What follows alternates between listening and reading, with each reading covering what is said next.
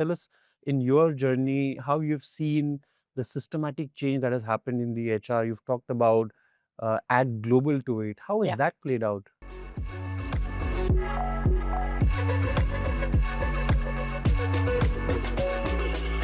10 years ago, and this is so funny because it's on camera, so, like, maybe I'll be wrong in 10 more years, but 10 years ago, I think a lot of people looked to the CFO in the room, and you have, like, a finance background, so I feel like you would probably be like, "I look to my CFO." I think in the last 5 years, we've seen a shift where a lot of CEOs are looking to their CPOs or their CHROs and saying, "What are we doing?" Because after your IP, after your intellectual property, that whatever you're creating, the product you're doing as a company, your most valuable asset is your people. And the person who is in charge of understanding what motivates those people, what keeps them going, are they engaged, like what are they happy about, unhappy about, is your head of HR.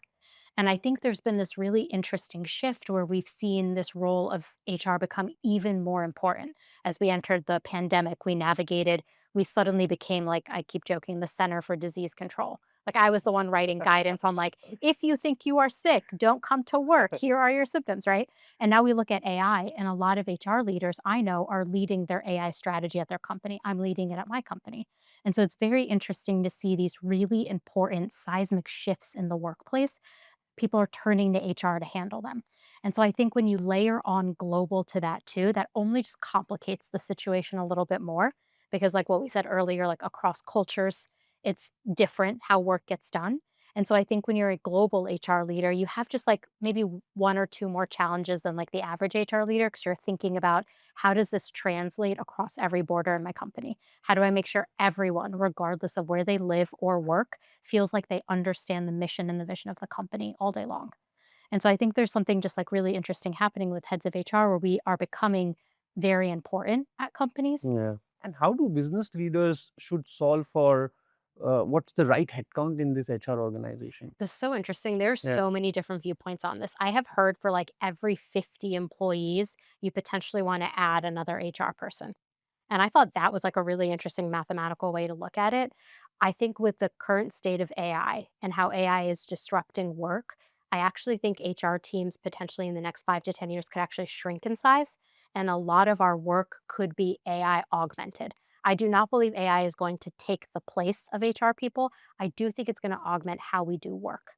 Yeah. And so I do think potentially there'll be roles that you hire for where I'll go submit a head count and I'll say, okay, here's my head count. It's 60% actual work, 40% augmented with this AI tool that we're going to use or this AI agent. Hebba, when I created this company and I had a pitch deck when I raised money from Sequoia Capital, Yeah.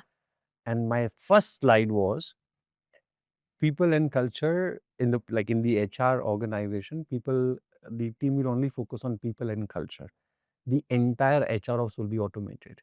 And it's funny how things have turned out exactly that way. Yeah. And at Multiplier, we are building something called Maya. I mean, my team will hate me for revealing this, but we're building Secrets. something called Multiplier AI Advantage, where we're going to totally automate HR ops end to end so that you can actually focus on what is important. See, nobody can replace relationships. Nobody. As I said earlier in the conversation, my number one outcome that I need from my head of HR is pulse check.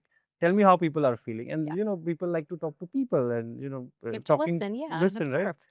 observe. People like to share their issues and feel heard, right? So enabling those, so what has really excited Yeah. us at Multiply over the years, enabling organizations to really focus on people and leave that pain of HR ops to us. You think I want to send one more offer letter or answer one more question about a policy? No. I want to be doing like deep strategic work on like how can I reskill all our employees? Like let's say we do find AI takes 20% of the work off their plate. Well, what are they doing with the extra 20%? I want to have a strategy ready to like actually set that up in a way where I come to my CEO and I say, okay, like we introduced this AI tool or like we're going to do this new thing. Now this employee has 20% more time. Here's where I think we should reskill them. So I think there's like HR ops, absolutely, a lot of it can be automated, and that will actually like change HR for the better. I think it'll help with our burnout. Yeah. A lot of burnout comes from doing the same repetitive tasks And over and over compliance again. costs, because, as I said, you're not a consultant. Your I want to actions, do compliance. yeah. I get so tired. People are like, wow, you really know these laws. I'm like, do you think I wanted to know these laws? I don't wanna know them. Yeah. I want the compliance to be done for me, like, that's Yeah. the unfortunately for me, like, the least interesting part of HR. Yeah. I'm really about, like, deep strategic empowerment of employees. Yeah. How can we unlock talent that we've never unlocked before, and, like, Yeah. what do we need to do to get them there?